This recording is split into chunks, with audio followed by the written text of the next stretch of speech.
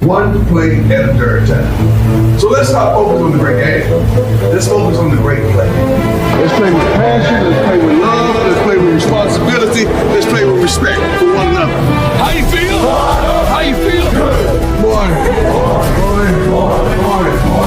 I don't want you to focus on it, because if I ask you right now, do you want to have a great game? All y'all will say yes, right? I want you to focus on, I want to have a great play. I want to have a great play.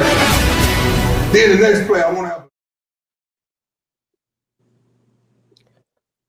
We are back with another episode and segment of HBCU football with Deuce and Michael, and it's kind of a slow week last week. We had a very few amount of HBCU teams playing, but that doesn't mean that we're not going to get some good content for you.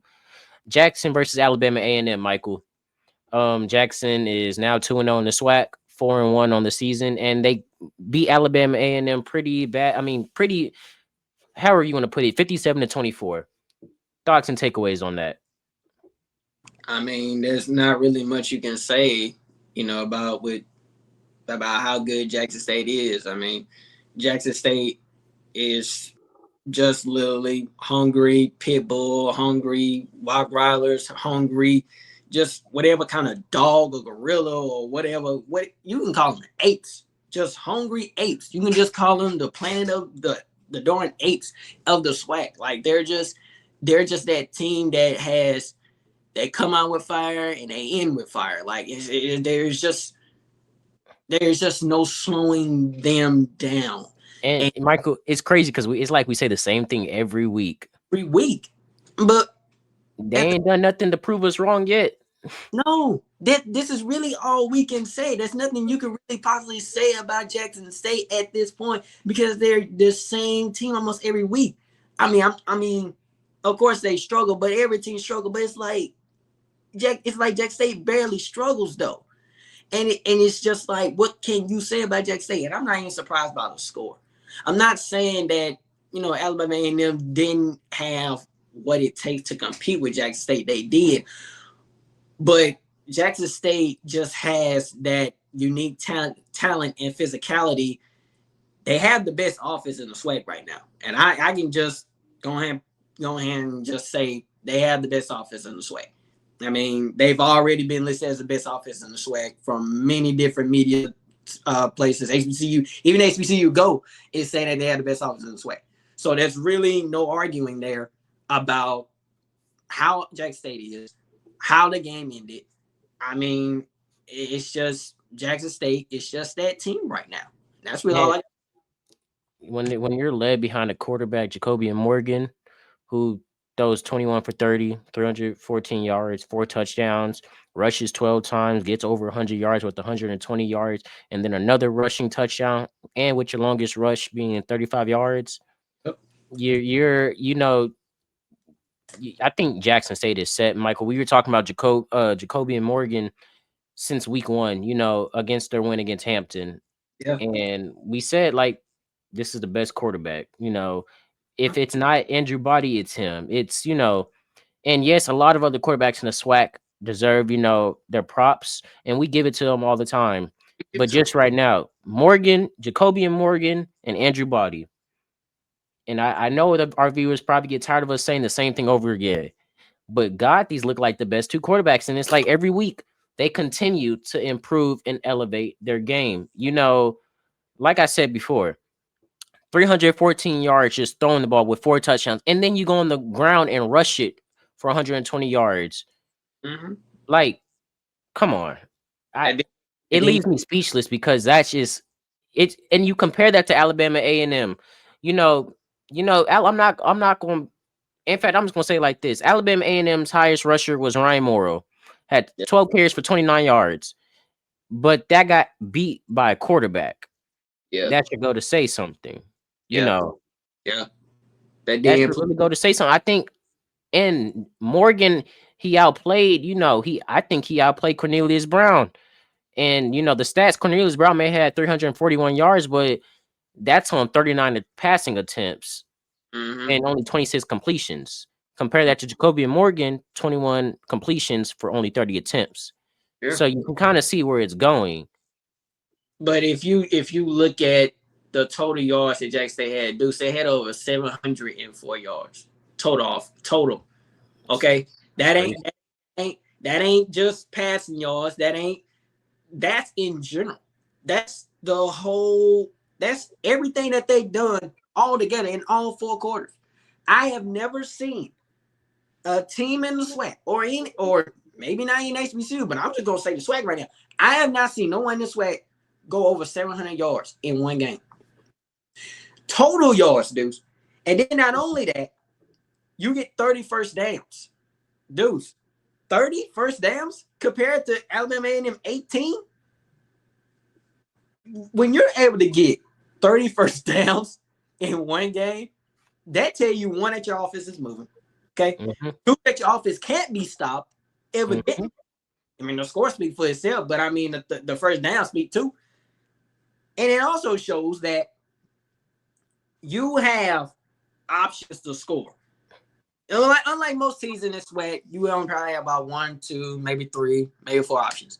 Jackson State has many options to score the ball. Yeah, and Michael, Shamar Savage only had 3 receptions for 91 yards, but he had 2 touchdowns with that. Just put that into perspective. I'm gonna constantly say the same thing, and like you said, Deuce, y'all gonna get tired of us repeating the same old thing. I'm looking at the box score right now. Like, the stats are just like, it's mind blowing because you got 3 receivers. Alabama A&M. I give the receiving. You had Davion Walker, 9 receptions, 100 yards. That dude is a playmaker. We'll talk more about Alabama A&M in a second, but Shamar Stewart and Janalen, I'm sorry if I pronounced this wrong, Janalen Dupree. Yeah. Both of them each had 3 receptions, but caught 2 touchdown passes. Yeah. And they had over 50 yards. Yeah. Playmakers. Jackson State has that many playmakers that, you don't have to rely on one certain guy. We talk about Grambling all the time that, okay, these receivers need more catches. Mm-hmm. Jackson State, they're so well-rounded offensively, you can give each more receivers more options, But here's the thing. When you compare Grambling's offense to Jackson State offense, here's the thing that you have to understand. Grambling doesn't use their receivers as much as Jackson State does. Grambling, the only thing I could probably say that Grambling does almost a similar thing that Jackson does is they use their running backs. That's about the only thing that you can compare with Jackson State and Grambling. Well, it's literally only one thing. I mean, you might have. No, I'm not even gonna say that because the quarterback. I mean, I think Morgan is a little like way over where T said is at. But I mean, T said, not saying T said is not playing great ball, but that last game against Prairie View kind of not knocked him out of that. Maybe we got to do a top 10 SWAC quarterback rankings. Maybe we got to do a weekly SWAC quarterback ranking.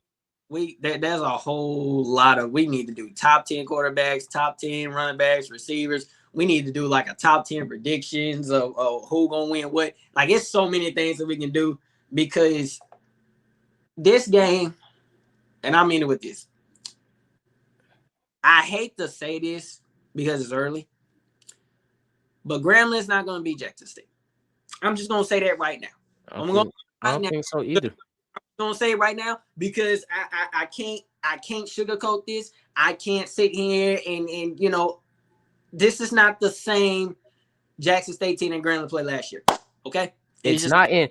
Look, and look, I'm just gonna call it like I know we're kind of jumping off a track right here. This Jackson State team only just leveled up from last year, and they were already some dogs last year. Mm-hmm. This year, and we're going to talk about this Alabama State game with, Jackson State later on in this episode. But just to give you like a little quick insight of it, we only really, me and Michael kind of only think Alabama State is the really true threats for, Jackson State right now. Yeah.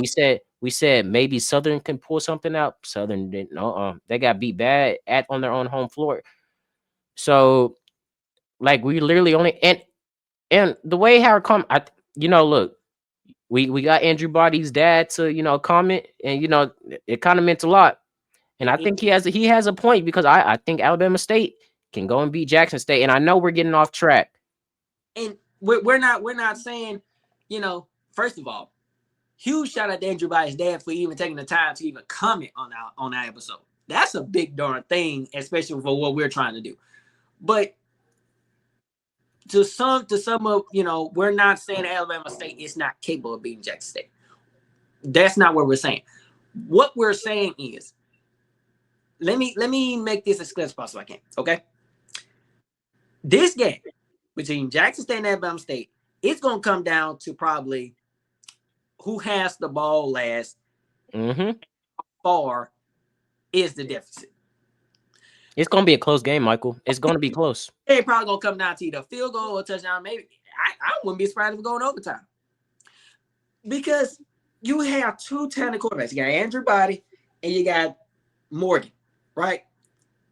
Those and then you got I don't know how to say it further. I think it's Jawar Morgan, Jackson State.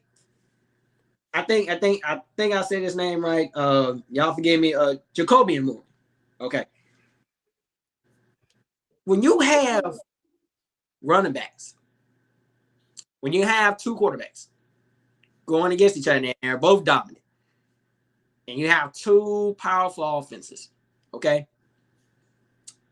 9 out of 10, this game is going to either be high scoring or it's going to be low scoring. But Alabama State has a good defense. Jackson State has a good defense. So this game could go one or two ways: low scoring or high scoring. And it's probably going to go low scoring, dudes. I think it's going to be a defensive game. They have both good defenses. This Very game, good defenses. who has the ball last and how far the deficit is. And I'm going to say it right now. Alabama State could possibly be Jackson State. Or I think, State. Michael, I don't know. Don't know. You don't know. And I don't even want to make that prediction right now, but it's just like, who can you go with? You know what I'm saying? Because me and you, we talk about Andrew Body all the time. Me and you, we talk about Jacoby and Morgan. We talk about Jackson State. It's kind of like you have to try to figure out who has the weakest link. And it's hard to do that when it's really hard to do that. You can't, when you have two powerful teams, this is like Alabama and Nick Saban days versus LSU. You got to find a wrinkle somewhere. This is literally that 1 year LSU played Alabama, and you can call that one of the greatest college football games. Man. And we're not saying this is probably, but in HBCU terms, yes, in SWAC football terms, this is probably going to go down as the game of the year. Sure. This game of the year. I'm going to end up with this, dude. I even wrote this down. This game is going to come down to a physical, high-stake battle between two SWAC rivals. The SWAC East led in a national televised homecoming game, okay? This game will feature explosive offenses from both sides. A high-level historical significance HBCU football programs. And here it is, a potential decide the winner of the SWAC Eastern Division. Yeah, I'm glad you said that. This game will determine who wins the SWAC Eastern Division. Michael, and I think so too. Jackson State's on a 3-game win streak. Alabama State is on a 4-game win streak. These two teams are both sitting at 2-0 in conference play and 4-1. They're deadlocked in stats, and and they're tied. They're tied. And the winner, Michael, I love that you said the winner of this is most likely going to be the one that comes out in the SWAC East, because I don't think Alabama A&M can compete. I don't think Bethune-Cookman can compete. I don't think Florida A&M can compete. And I'm sorry to Mississippi Valley fans, but I definitely don't think y'all can compete for that division. With no disrespect. No disrespect, but just these two teams right now, those are your best teams in the SWAC in general. You cannot explain dominance when you have two teams that are tied in the exact same division. I can see if Alabama State was in the Western Division and Jackson State was in the Eastern. That would, how would you ever justify that? But when you have two teams, okay, not 3, not 4, not 5, but 2, Two teams that are tied 4-1. They are 2-0 in conference play. You kind of have to decide. Then they play each other. Like I said, this is kind of like Alabama and LSU. Who gonna win? Whoever wins this game will determine who wins that division in general. I agree. So it's either gonna be Jackson State or it's gonna be Alabama State. And the good thing about this game is not only is at Jackson State, but you gotta understand, just because this game is at Jackson State, and I know what I said last week, Jackson State got the home field advantage, they might not win this game. Yes. But I'm gonna reverse what I said because I just thought about this in my head too. Even though Alabama State is a visiting team, don't think that their fan base and their band ain't gonna come to Jackson State and ain't gonna give you a show. They don't expect them to not bring any noise, because as hot as Alabama State is right now, you best believe that this game right here is gonna be booked, and I think it's already booked. Based off research that based off from what I've heard, the game is already booked, Deuce. Mm-hmm. Surprise to me. It's not. This game here, it's going to determine a whole lot of things. It's going to determine a whole lot of things, starting with the SWAC Eastern Division. Hey, and look, Andrew Body's father. I had to pull up the comment because Andrew Body's father said 2 years ago they beat Jackson at their own homecoming. Mm-hmm. Alabama State fans are going to show out. They're going to show out, and especially if their team is good this year, they're going to show out.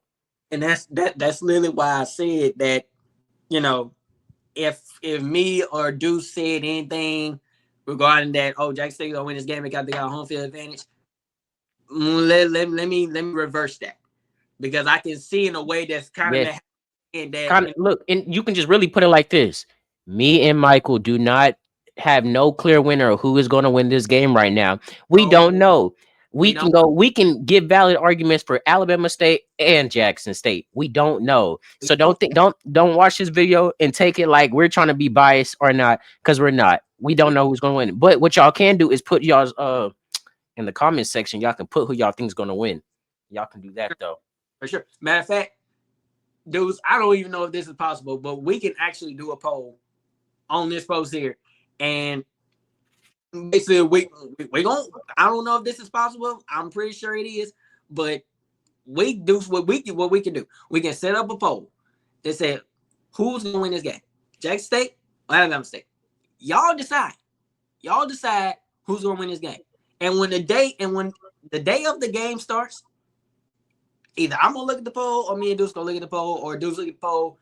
It depends on who has a chance to do it. I'm gonna look at it.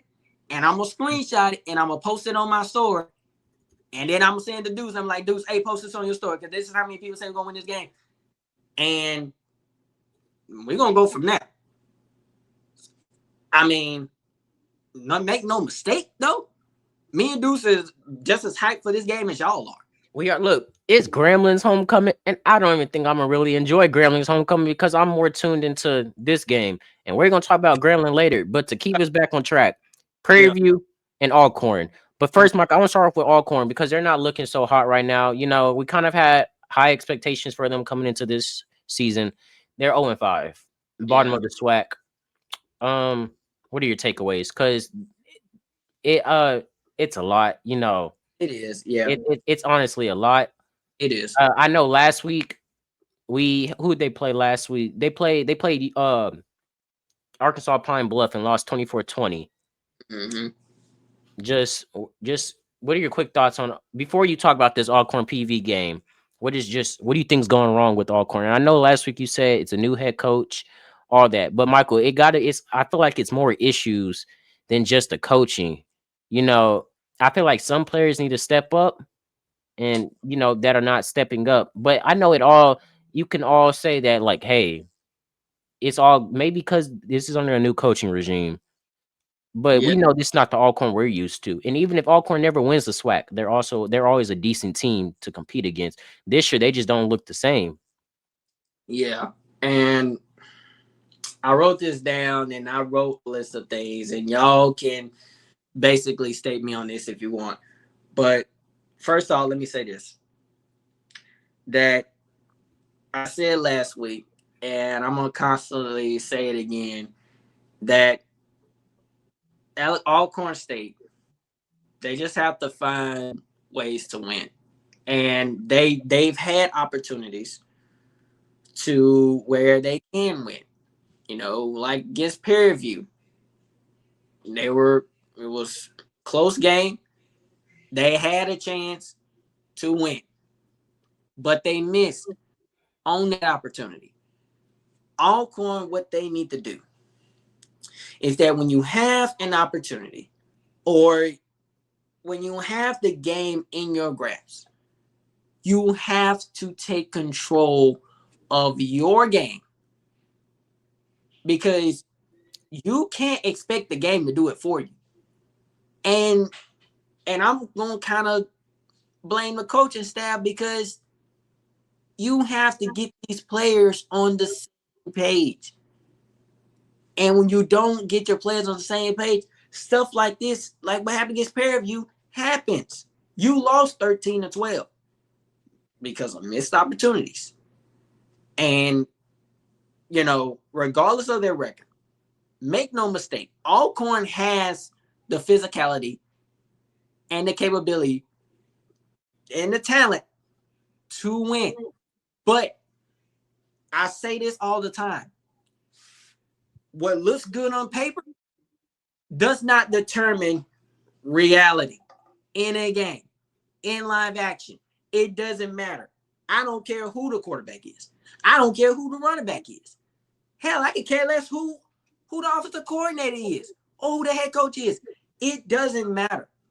Your players have to bring the talent in order to win, regardless of how it looks on paper, because anybody can look at a roster and be like, oh man, you know, I think Alcorn State has what it takes to win, because you're looking at it on paper. And I tell people all the time, what looks good on paper does not determine how the season is going to go. And you see how Alcorn State, because if I remember correctly, wasn't Alcorn State favored to win the SWAC West? I believe so. And my question is, why? Why were they? Because they looked at what looked good on paper, Deuce, and they did not look at how they are playing in games. Talent anybody can have a talented roster. I mean, and look, that's kind of why I hate preseason polls. You know, when we try to predict stuff in the preseason, because we don't know how a team is going to turn out in their first year. And, you know, this is not even SWAC. Arch Manning, for example, Texas quarterback. A lot of people had him as a Heisman favorite, the #1 quarterback in the draft. Look how Texas is performing now. Went from 7th to unranked. So this is why I just say, it's cool to see, y'all's preseason thoughts and predictions, but that's kind of why I hate them, because you could be so blinded by a team. Alcorn, I just think they just got to do better. They got to do better, because I know their fan base is not happy with the results right now. Archie Manning, and you want to know why all that happened the way it happened? Because they were looking at what looked good on paper, but they were not like, okay, well, even though, yes, he looks good on paper, but let's see how he does during the people play. I think they just didn't have enough of a sample size that's what I'm saying. You can't just look at a player on paper and just say that, oh, he's going to be the next Heisman. He's going to be the next Peyton Manning. He's going to be the next. A last name should not determine what a player's future is. That's the language of Deuce Sanders. He got the last name Sanders. I understand that. But that does not determine how his future goes, even though his future is going well. Even though Cleveland is not doing right by him, I think he should go somewhere else where he's accepted, because you start Dylan Gabriel over him, which I think is absurd to me. Not saying the brother got talent, but you can just look at the two guys who have the capability of being a starter. I'm just gonna say that right now. But when you are constantly looking at a player like Archie Manning, like Arch Manning, you can't just base it off. his last name or how he looks on paper. Because you literally see now in reality how Texas is playing, how Archie is playing. Because that's why I tell people all the time, you are basically stating that off your opinion. And Denzel Washington said this. Matter of fact, I'm going to say this right now. Denzel Washington said it himself, Deuce. We are living in a world of opinionaires. Because we are so quick to give an opinion about a player when we don't even know how he's going to play during the season. We just so quick to say that he's going to be this and he's going to be that. That's why look at reality before you just determine the player. And I mean, look, we teach you some stuff. That can go for player, that can go for team. I think we just gotta start having bigger sample sizes. But one thing I did take away from Alcorn and PV's game is that PV is beatable. Yep. They are. I will say this because I still think they're the best team in the in their respective division of the SWAC West. Yeah. They beat TSU, they beat Graham, they beat ASU, so they're 3-0 in conference play. Really, the only teams that you gotta hope that can really pull a loss out of them is Southern, Arkansas, Pine Bluff. Yeah. But Michael, our prediction of PV going to the championship game and winning the West, I think that holds strong. But like I said, PV is beatable. PV is beatable. And even though they're 3-0 right now, that does not basically determine how this season's going to end. They started off SWAC play real hot, and as of right now, I think they're my favorite to go win the SWAC West and go to the championship game. You have no choice but to go with them because everyone else is like, everyone else they're okay, but they're just not. You kind of have to go with whoever is hot right now, and obviously Prairie View is. But I'm gonna give out these few things I have noticed with the Alcorn game, and I do apologize for going off topic here with that. But I wrote this down. Alcorn football struggles with inconsistency, okay? Particularly with situational play calling that appears overthought. Number 3, issues with preventing big plays against weaker teams. Number 4, lack of discipline shown by penalties.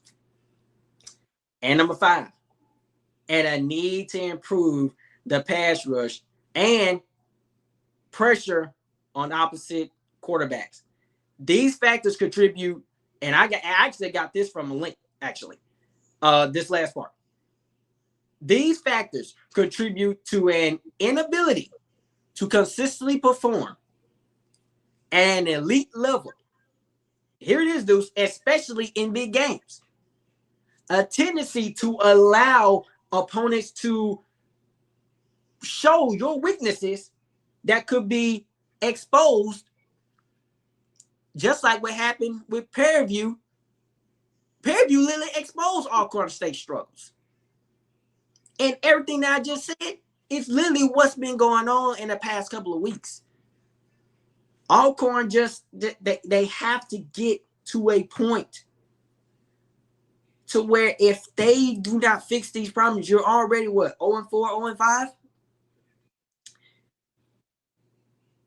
Your struggles is what caused you to lose against Prairie View. You had a chance to beat Prairie View, but the struggles that I just listed, majority of those is what made you lose this game against Prairie View. Alcorn has a chance to fix those. It's just a matter of when. They can fix them, and look, they may not make the playoffs or nothing, but if you finish your season on a positive note, that shows going into the 2026-2027 season. Look, we left on a good note. We just build off of that. Yeah. But Alcorn cannot continue to keep going down this rabbit hole that they're in. Or they're going to be winless. They are. That's why I'm saying it's just a matter of, the question here is, it's just a matter of when and how you're going to fix these struggles.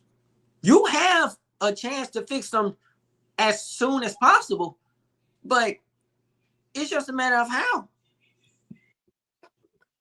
what strategy do you have to fix them? And that's on the coaches that to figure that out. That's not up to me. That's not up to you. That's not up to the brave nation. That's not up to anyone but Alcorn State themselves. And if they, like I said, if they don't fix their problems and if they don't find ways to fix their problems, they're either going to be winless or worse. Coach might be let go before the season's over with. I'm just saying. That's not even my opinion. That's just what I've seen with many teams. It's all up to Alcorn State University Braves football team. It's up to you. How are you going to fix it? It's not up to me. It's not up to you, Deuce. It's not. And Alcorn has the talent to fix it. They really do. They finished last year 5-3. Yeah. Just 2 games back behind Southern. But this is not the same Alcorn State team we saw. And I'm saying, but listen, I say it like this. You had a good season last year. And I'm not going to front like I know everything that happened in the offseason. But you build off of successful seasons. You don't take a step back. And I think that's how take a note in a page out of Jackson State's book. Yes. They stay dominant because they continue to build. They don't empty the clip. They just keep adding to it. They keep adding to it. Yeah. But I don't know. We see a lot of crazy stuff happen every season.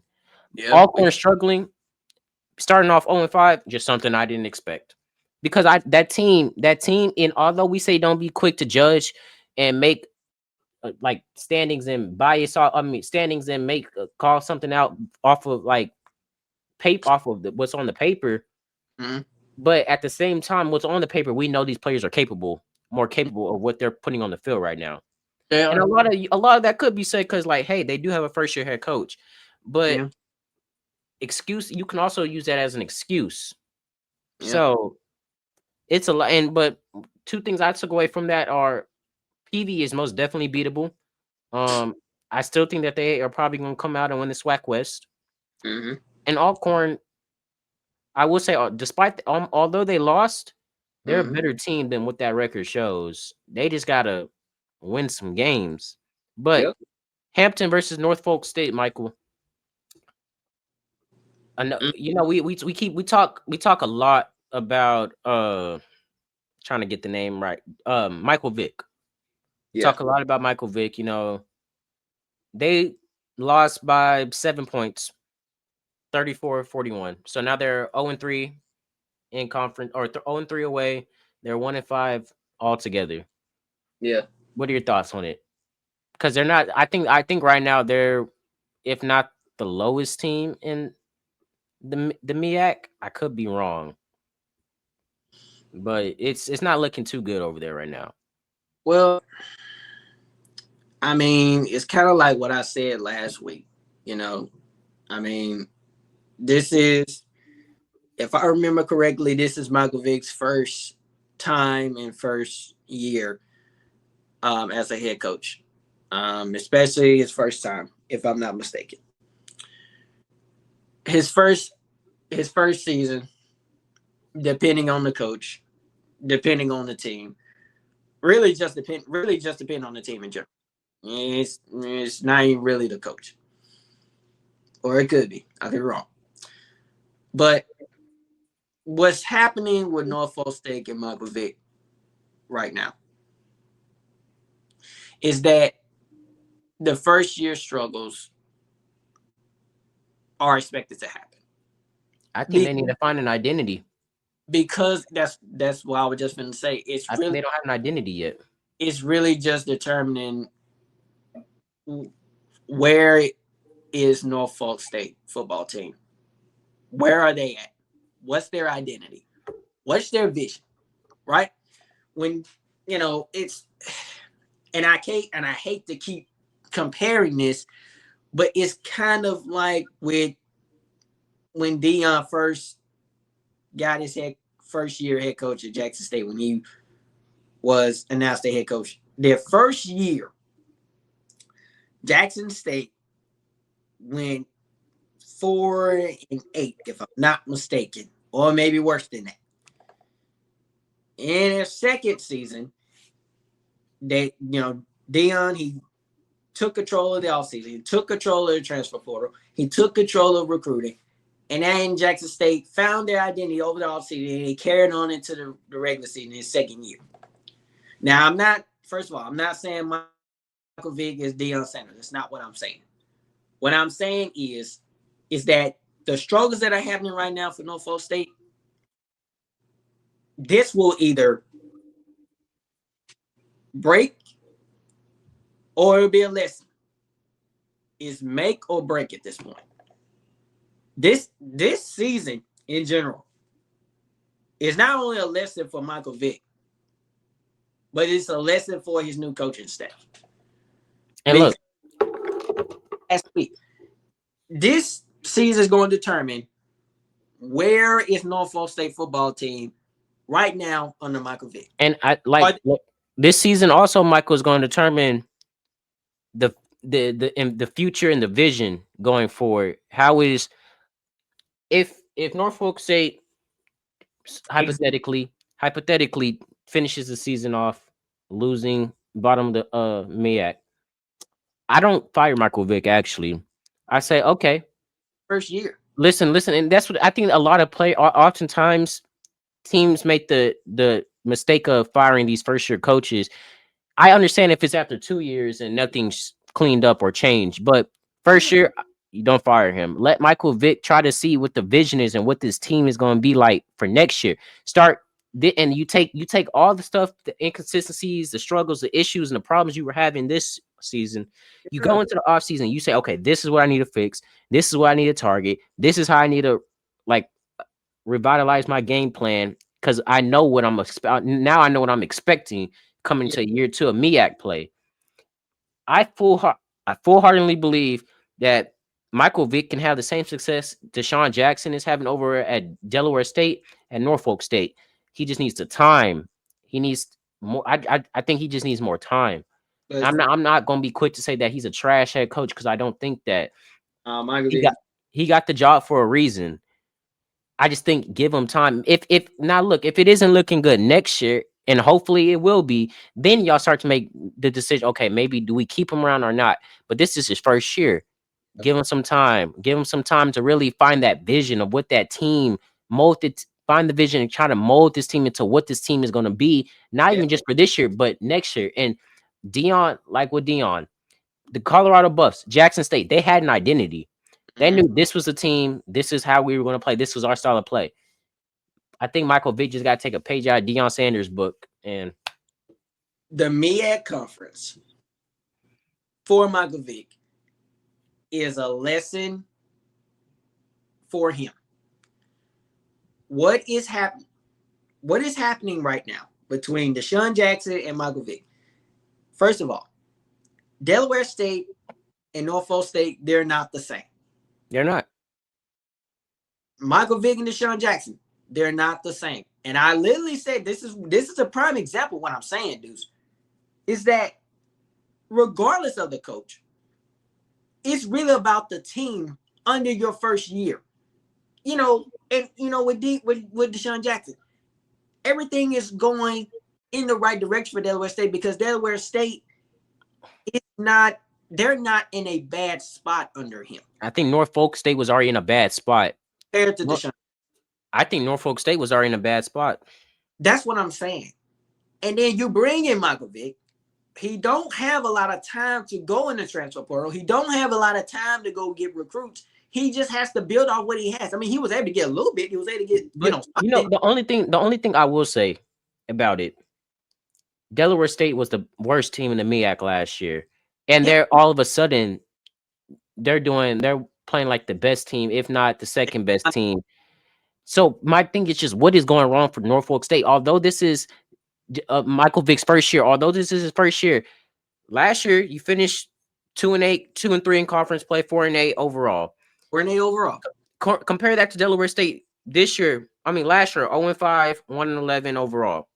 Yep. This year, you see Delaware State is jumping off the gun and they're doing well, and Norfolk State isn't doing so hot right now.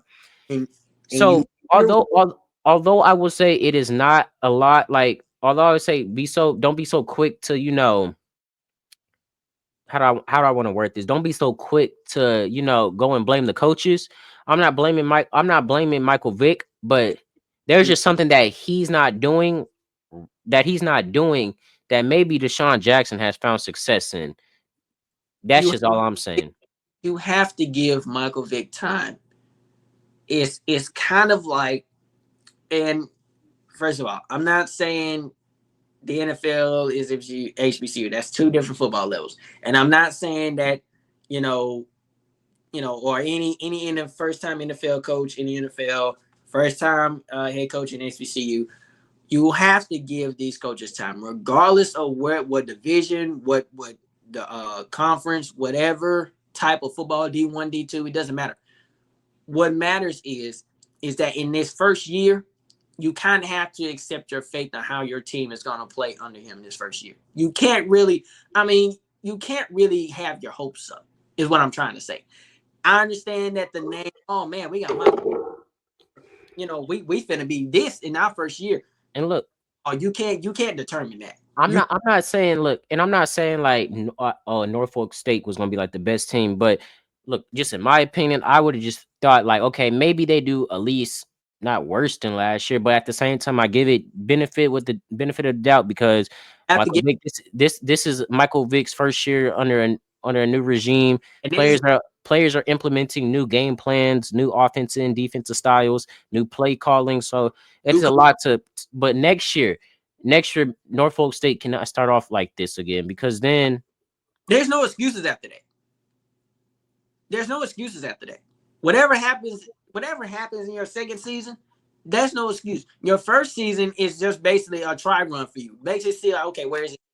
And this is also a try run for like, okay, let me see how the MEAC is. Let me get comfortable with this conference. Let me see how this conference is. And then that first thing, like, okay, now I see how it is. So now let me go ahead and build the team that I want so I can dominate better than these teams in the MEAC conference that beat us badly. Use these losses that you're losing right now. Use these games as not only a lesson, but use this game to go into your offseason and be like, okay, I know what I need to go and get. I know what position, what player, what coach. Put it like that. I know who I need to go and get. Your second season is your redemption season. Or your second season can be your downgrade season where you don't do well. It just really determines how your team responds in the first year under whoever that head coach should possibly be. You know, I mean, it's just you can't really just determine how your team is going to play under a new head coach that's a Hall of Famer that's well known around the NFL or, you know, college world, and you expect them just snap just like that. It doesn't work like that. Look, I mean, the good thing is they take on conference rival, you know, I believe, if I'm correct, they take on Hampton this weekend. Yeah. So hopefully, like, they can turn the dial around and really start to heat up. You know, they're not playing exactly a bunch of conference games right now, but they're playing opponents that I think are in the same skill range. And these are just some games that Norfolk State has to win. But I think they play Hampton this week. Do you have any opinions on that game? Honestly, as far as Hampton goes, I think what Norfolk State need to do is they need to fix their penalties and their turnovers. This team in general, dude, has struggled with costly penalties, committing 17, and with which Coach Vick called shooting ourselves in the foot. And it is. It really is. When you commit 17 penalties, you're not going to win like that. That's sloppy. And, you know, the Spartans have a significant negative turnover margin with 12 turnovers to their opponent's 5. And it's just, you can't win like that.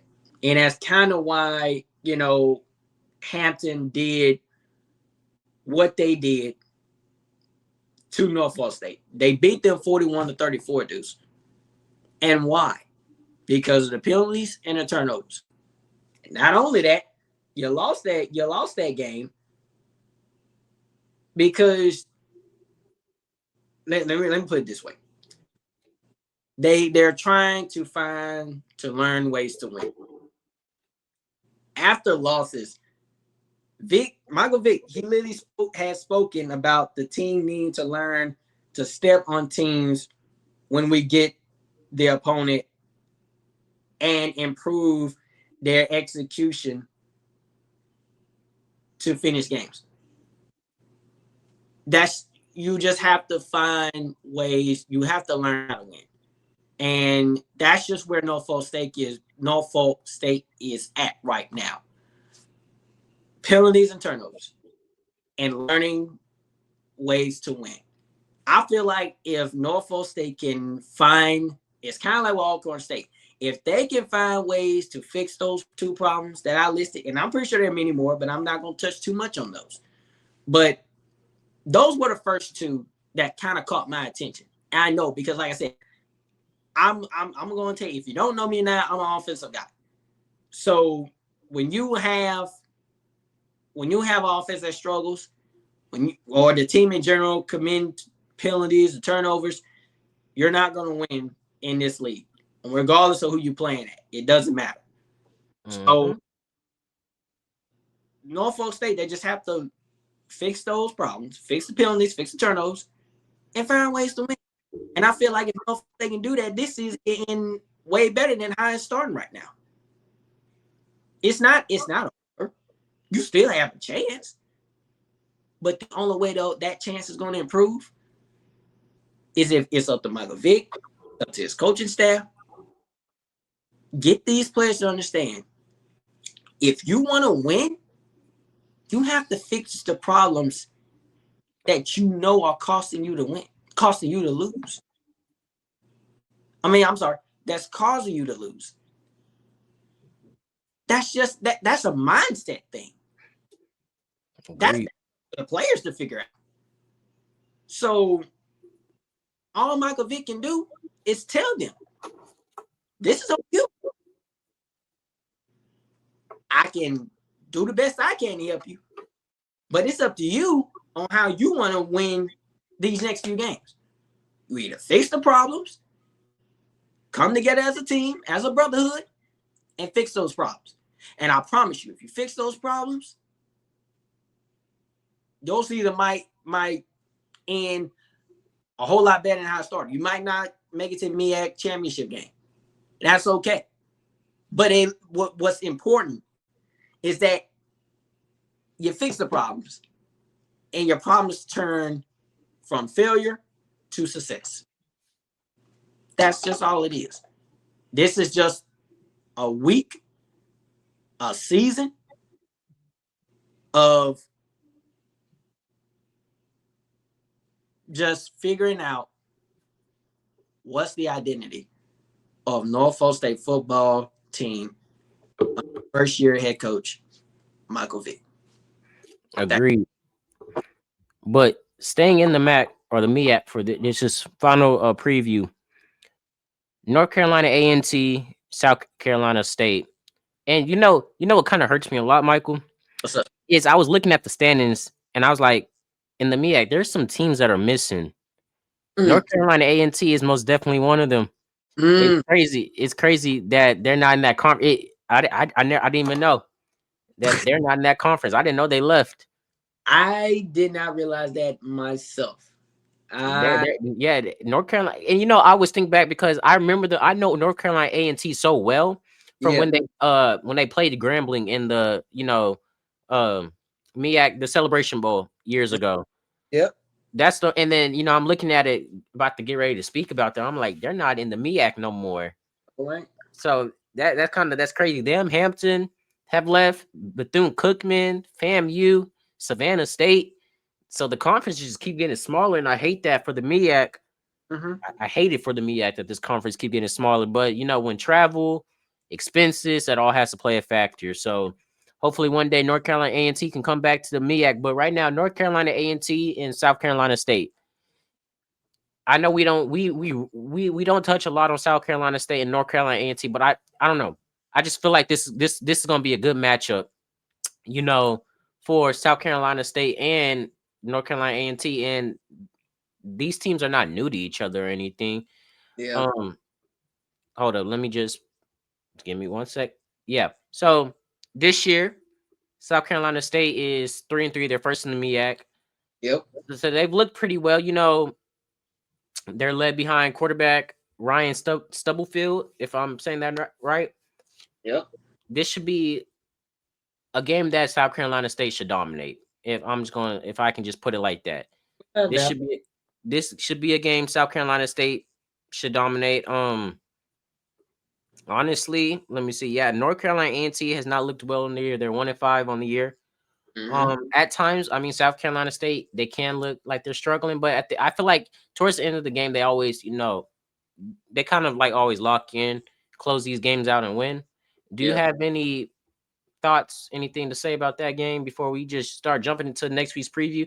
Also, to note that they're coming off a 49-6 win against Savannah State, so that is interesting to note. And like I said before, they've already they beat one SWAC school in Bethune-Cookman 55-41, and they're led behind their quarterback right now. I'm sorry to the people watching that I can't give as much details on it. This is a team that I just got to look into more. But Michael, just you got any thoughts on this game? Honestly, Deuce, this game is, I believe this game is going to be real competitive. I think this game is going to be a very exciting and intense matchup, regardless of the record. You know, I think it's going to be a trap game, mainly because of their past history that they used to be in the whole conference. Yeah, these teams are not these teams are not new to each other. They're rivals. They're not new to each other or nothing. They might be in different conferences, but make no mistake, they're still rivals. But I will say this, that, you know, Will Harris, he has 1,500 yards. He has, 1,514 yards passing. He's 114 of 83 in passing attempts. 10 touchdowns, 4 interceptions, okay? You really have to understand that North Carolina Central has that quarterback, okay? Will Harris, I think I'm saying his name right. I think Walker Harris. Excuse me. My fault, y'all. Walker Harris, okay? I don't know why I say Will Harris. Y'all excuse me. It's been a long day for you, boy. Walker Harris, okay? He is not a quarterback to sleep on in this game. And neither is Johnson the third either. Neither is RJ Johnson the third either. This game is really going to determine which offense is the most dominant, which offense can score the most points, which offense can convert more on third downs, and which offense can stay on the field more. That's just what it is. Like I said, regardless of Florida A&M's record, even though they're struggling, they still got a good competitive team. I mean, you know, RJ Johnson the third, he's thrown 72 of 115. That's not so hot, but it's not terrible. I've seen worse. But he's thrown 5 touchdowns. He ain't thrown an interception. So there's talent with him. His pass yards is 810. So that's pretty average for him. So, you know, that's even with the running backs. But I think the most dangerous running back out of the game coming up is Mosley. Mosley has 607 rushing yards out of 104 carries with 5 touchdowns, compared to Franklin Jr., who has 52 carries, so 246 yards and 3 touchdowns. Now, I'm not even finna look at the stats because the stats to me are just numbers. It's really just about the talent level on how these guys run. You know, look, I would say this: when it comes into really conference play, that talent stuff goes out the window. It comes down to who wants it more, in my opinion. Yeah. Who wants it more? Because we see conference rivals, we see rivals in general come out of nowhere and beat you, and that's why I always say it could be a trap game. It's really going to determine, you know, what team has the more capabilities of being dominant. And look, I'm even say this: even with like FAMU and North Carolina Central, FAMU isn't new to North Carolina Central, despite the conference. We forget. If I hope you didn't forget, FAMU was in the MEAC not even 5-6 years ago. Yeah. So they're still relatively new to the SWAC. Yep. You can even say that for North Carolina A&T and South Carolina State. Yep. Although North Carolina A&T is not in, you know, that division no more, they're still very familiar with South Carolina State. Yep. So that's just one thing I like about, you know, the MEAC and the SWAC. You know, these teams, although the conference, sometimes these teams they're not new to each other. But anything, Michael, before I jump into this Grambling versus Texas Southern, because I know that's going to take a little minute. Anything you got to say to close out, talk about the MEAC? Honestly, I think the MEAC is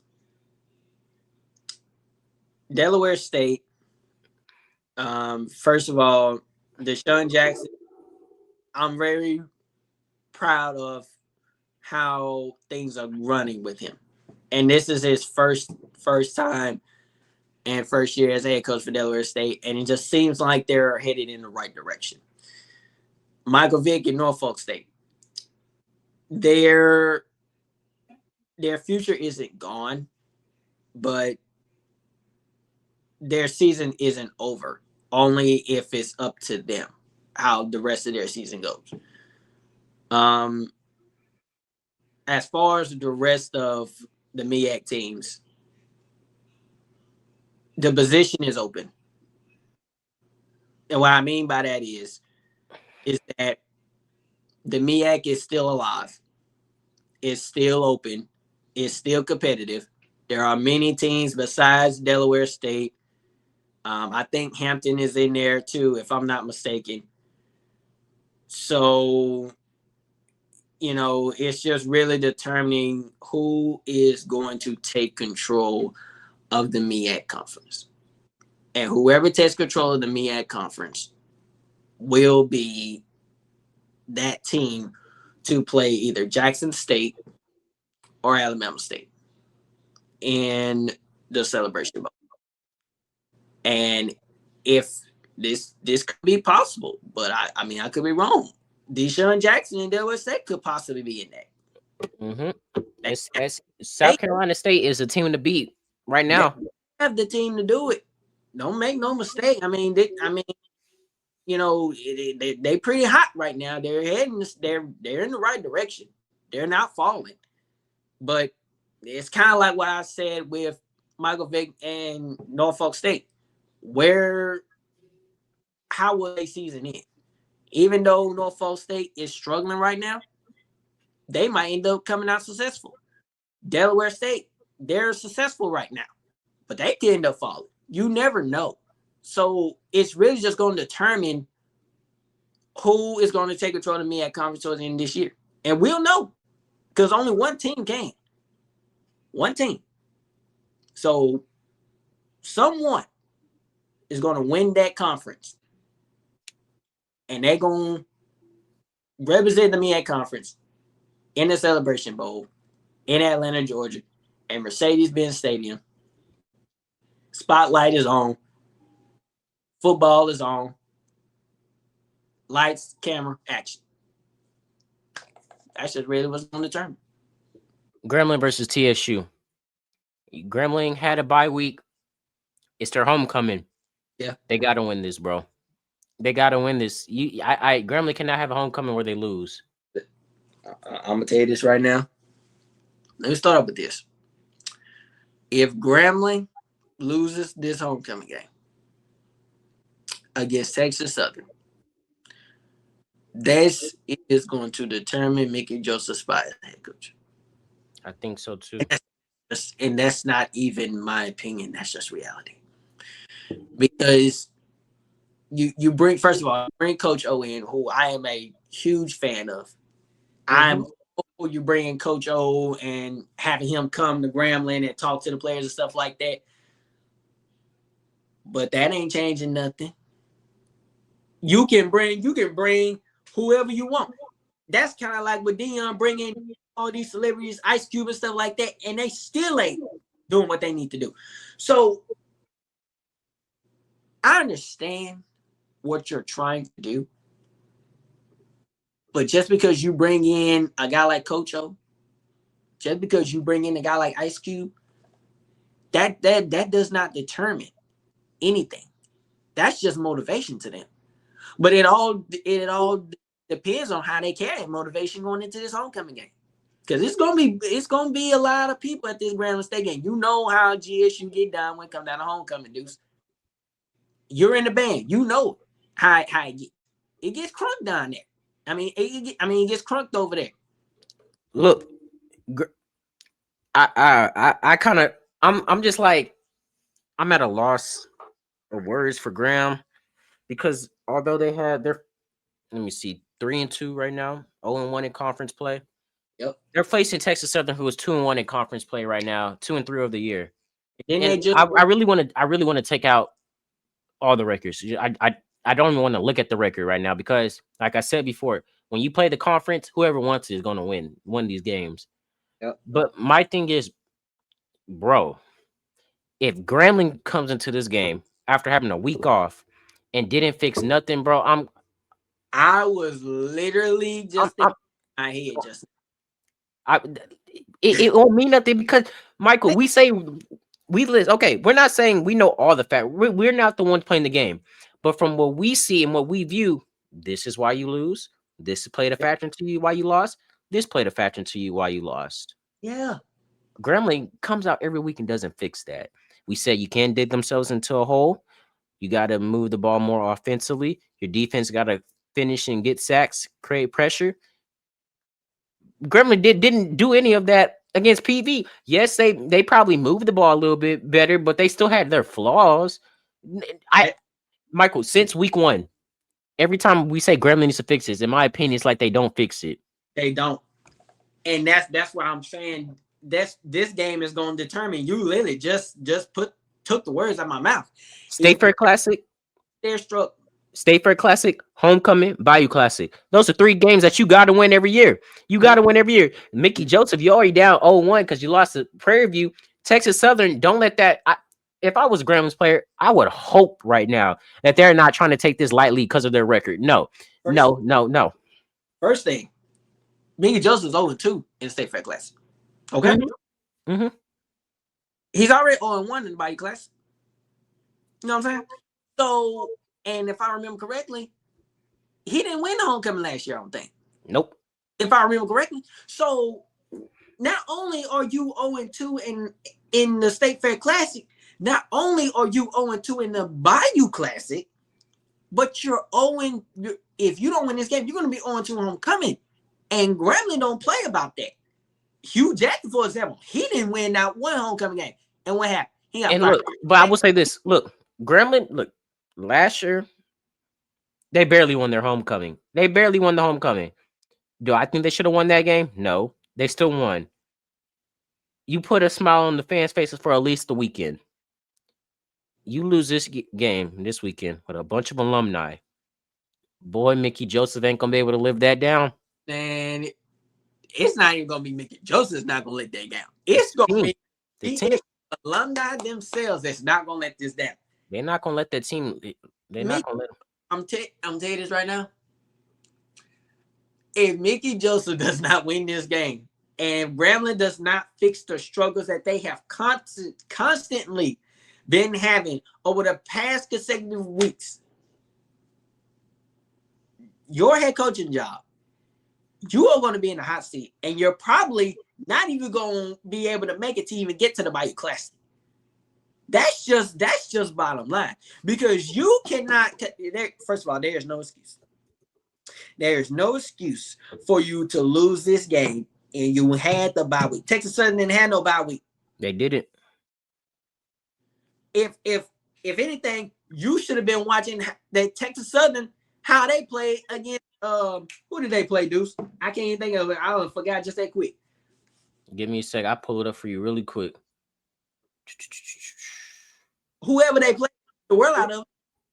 Last week, Texas Southern, they played UAPB, and they're coming off a 51-7 win. Deuce. You see what I'm saying? They beat the world out of UAPB. The only team Texas Southern has lost to is Prairie View in conference. Prairie View in conference. They've won their other. So right now, they're 2-0. Start from September 27th, they're 2-0, and they play better than Grambling. The record may not show it, but Texas Southern, they've been playing better football than Grambling right now. Our record really, and you can throw that record out the window. Texas Southern has been playing better football than Graham. As much as I hate to say it, they've been the better team. But Graham better come in. Graham got to come in and make a note for themselves. They can't allow it to happen. I'm gonna say this right now, and this might not make sense to some of y'all, but it makes sense to me, and it evidently makes sense to Deuce because he literally just said throw the record out. The record don't determine the team. It doesn't.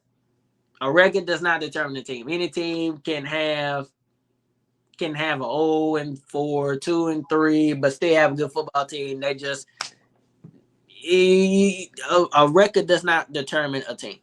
Okay. And last week, Texas Southern just proved that they are dominant enough to whoop your behind if you want it. And evidently, that's what happened against UAPB. So what do you think that Texas Southern is going to do when they come down here? I mean, when they come over here to Grand Louisiana, the same thing could happen. The same thing can happen to what happened to UAPB. And Deuce, wait a minute. If Grambling gets whooped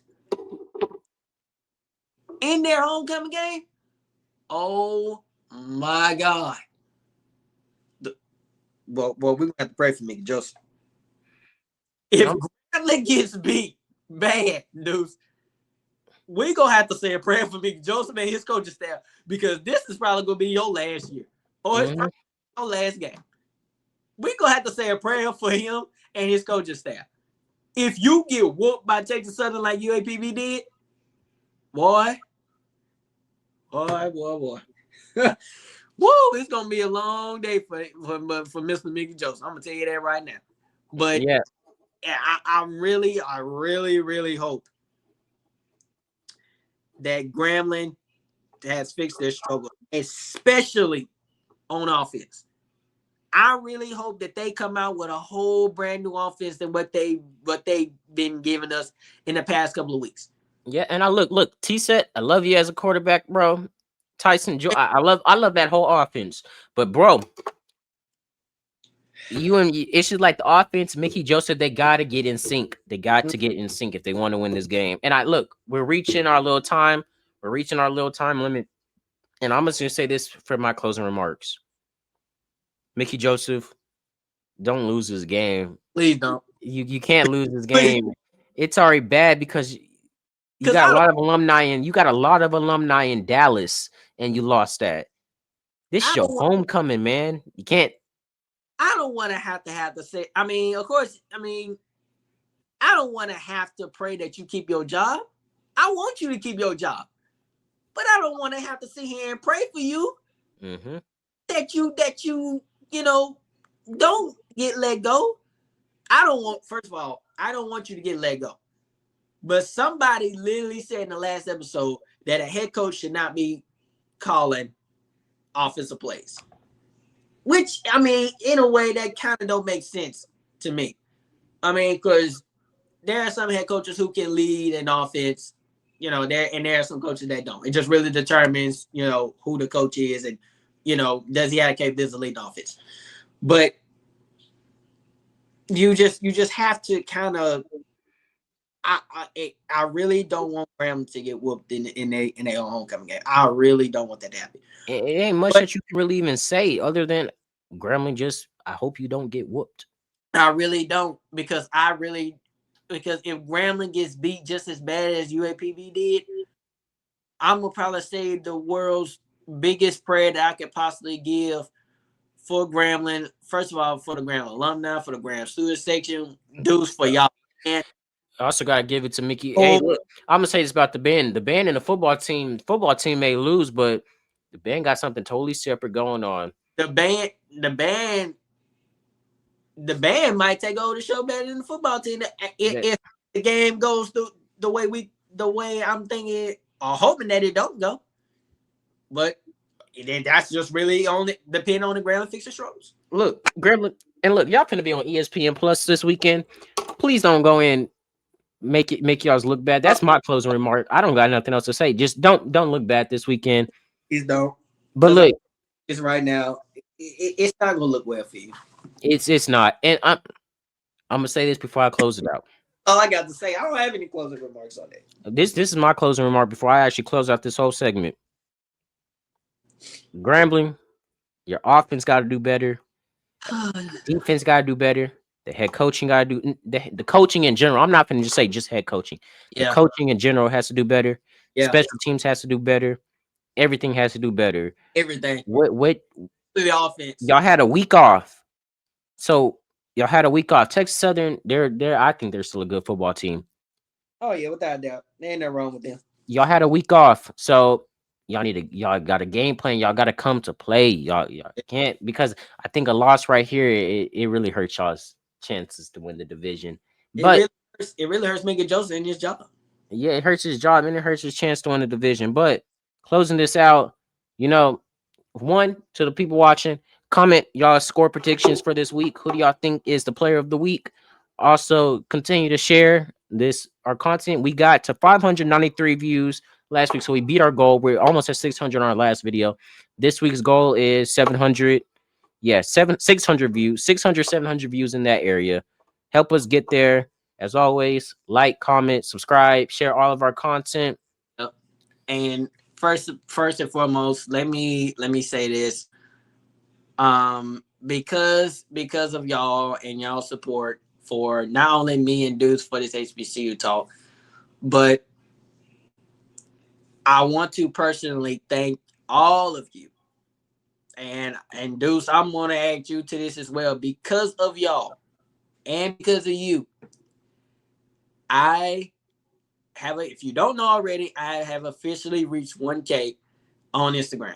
I am completely grateful and I'm truly blessed for y'all getting me to that opportunity. It's because of y'all that I made it this far.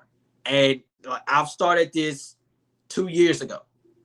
I was even skeptical that I didn't even have what it takes to do this. My own fiance literally talked me into doing this because I was skeptical. I was even doubting myself to even do this. But because of y'all and y'all support, but not only this podcast right here, podcast, but for just the support in general, y'all have got me there. And I owe y'all my complete gratitude and a huge thank you to all of y'all.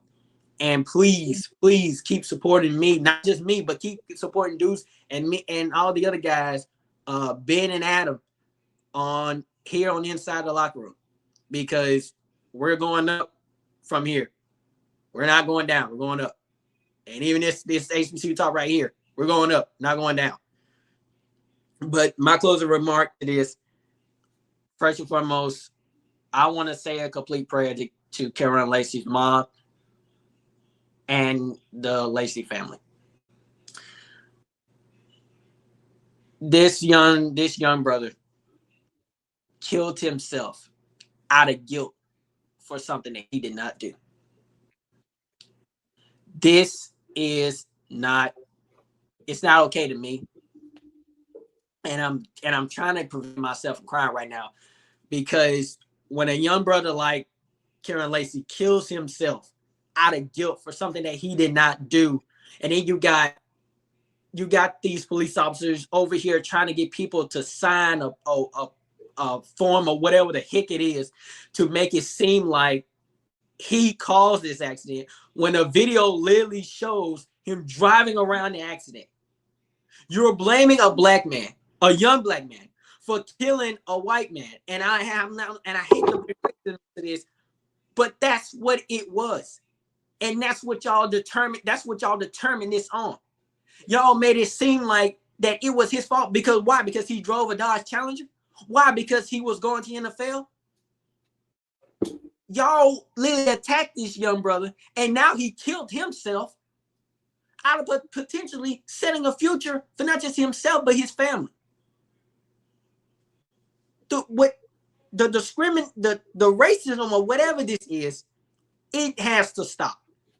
And I'm frustrated, I'm irritated, and I'm very disappointed in the media. I'm disappointed in the law enforcement that tried to betray him to make it seem like he did all this when the video clearly showed that it was not his fault to begin with. You're dead wrong. You're dead wrong. And I hope that Karen Lacey's mom finds it deep in her heart to forgive y'all. Because right now, it's kind of hard for me to even do that. But as a man of God as I am, I'm not surprised with this. I'm not surprised. It needs to stop. And I'm just irritated. I'm not gonna take too long on this, but a young brother killed himself because y'all pointed the finger at him when it wasn't even him. It wasn't him. It wasn't him. And I'm so upset with how this world portrayed Karen Lacey. Rest in peace to you, young brother. I'm praying to God that he's taking care of you up there and that we will constantly support you and hope that somehow, somewhere that justice or sue or whatever is done. Because this is unacceptable, Deuce. And I'm really trying to prevent myself from crying right now, bro, because it irritates me, y'all. How many black brothers have to kill themselves and trying to defend themselves that they did not do? I mean that's how many? How many? That's why I say, Michael. It's just like, even with that, the way I took it, you see a successful black athlete, that's trying, and I think that it still has me at a loss for words. Like, I just think with like certain stuff,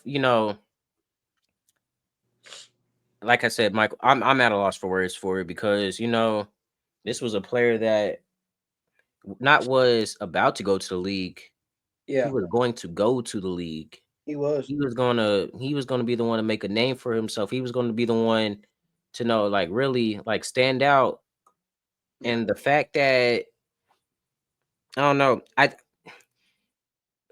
the leading up to his death, you knew it was a lot of like stuff what the media was saying about him had a factor. And this is why I always say, you don't know what's going on inside people's heads all the time. And this is why we say mental health is important. Somebody may look fine on the outside, but you don't know what they're dealing with at all, really, truly inside. Yeah.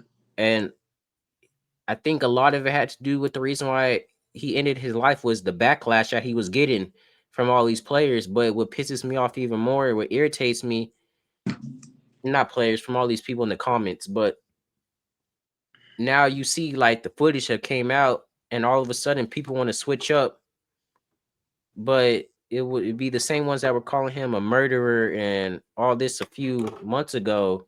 But only because of, and I don't even mean to bring like race into this, but the driver that was literally killed was a white man.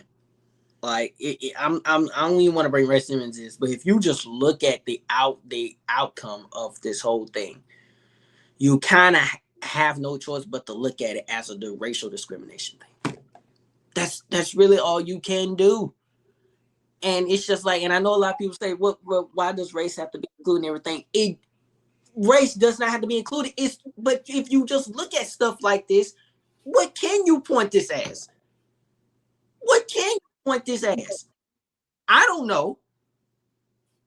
Unless that I'm missing something. But this is literally, I mean, y'all literally hid evidence that would have found him innocent. You hid that. And why? Because you did not want him to get away with it because of who he was and what he drove. And I don't even care nobody else say why does it matter what vehicle he drive? Oh, I don't know. Maybe it's because this is not the first time a young black person or player in a Dodge sports car is being accused of causing an accident. It's not the first time I've heard this. Y'all knew what y'all were doing, but now that the actual evidence is out of him driving around the crash. First of all, the crash happened before he even got to the crash. Dude, that's the crazy part. And he drove around it. So that's what it's coming down to. And I'm just beyond irritated. And I don't really have anything else to say. I'm frustrated with the media. I'm frustrated with the law enforcement that handled this scene. I'm frustrated with how this evidence was put out. I'm frustrated with the people that talked down on him, calling him a murderer, that talked down on his leg when you didn't know shoot about Cameron Lacey. And I really hope that justice is provided for not only Cameron Lacey, but for his mother too. And if you're watching this, Miss Lacey, I feel for you. And I want you to know from the bottom of my heart, I defended him even when before he killed himself. And I still am to this day. And that's really all I got to say about that, because I'm done, Deuce. If you enjoyed this HBCU episode, football and everything, like I said before, always make sure y'all are, sharing our video, sharing our post. We're going to put our ats in the description. Sports Talks with Deuce and Michael Sports Talk. We thank y'all for the support. Thank y'all for watching. And also make sure y'all stay tuned because we may be doing a pregame show soon. It's still work in the books, but make sure y'all stay tuned for that. And also, like I said before, we got to get them comments active. So comment your team, the team that you're supporting. Comment who do you think will win this weekend, and comment who do you think your player of the week is. But as always, thank y'all for watching. Stay safe and just stay safe. Thank y'all so much.